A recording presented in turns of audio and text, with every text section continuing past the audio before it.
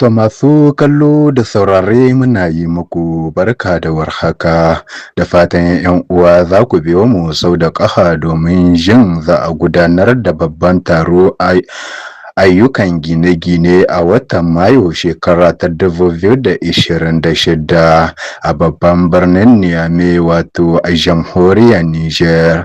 Don haka kamin dai mu shiga cikin labarin namu gadan-gadan muna tunar da 'yan uwa idan farkon zuwa ku ne wannan shanta mu mai albarka.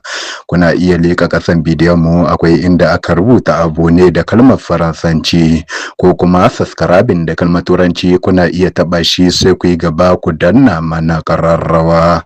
Hakan zai iya ba ku dama duk lokacin da muka sake bidiyo za ta zo muku a daidai lokacin da muka sake ta.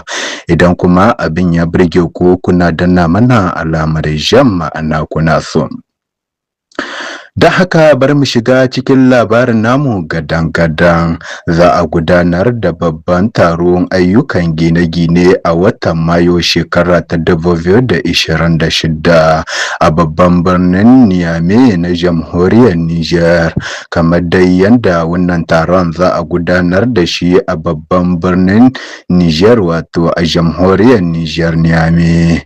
Ma'aikatan ayyuka da ababen more rayuwa ta sanar da cewa za a gudanar da babban taron ƙasa a kan ayyukan gine-gine da hanyoyi daga ranar 1 zuwa 8 ga watan Mayu shekara ta 2026.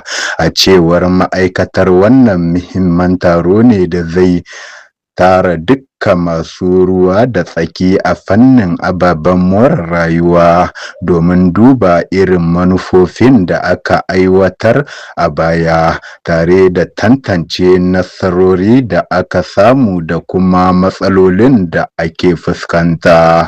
Hakan kuma ana sa ran mahalartan taron za su gabatar da sabbin shawarwari da hanyoyin magance ƙalubale domin inganta ayyukan gine-gine da hanyoyi don tabbatar da ci gaba mai ɗaurewa a ƙasar. Da haka dai 'yan uwa idan dai farkon zuwa ku ne wannan shan tamu mai albarka muna ƙara tunar da ku laika ƙasan bidiyon mu akwai inda aka rubuta abu ne da kalmar Faransanci ko kuma subscribing da kalmar Turanci kuna iya taba shi sai ku yi gaba ku dangwala mana alamar ƙararrawa. Hakan zai iya ba ku dama duk lokacin da muka sake bidiyo za ta zo muku a daidai lokacin da muka sake ta. Idan kuma abin ya burge ku kuna iya ɗaukar wannan bidiyon ku yi fartaje zuwa ga 'yan uwa. Don haka za mu buƙaci mu ɗan samu wani ɗan kofin shayi domin futar da gajiya. A nan dai muke fatan Allah ka albarkaci al'ummar ƙasarmu da kuma ƙasar baki ɗaya. A nan muke ce ma 'yan uwa assalamu alaikum.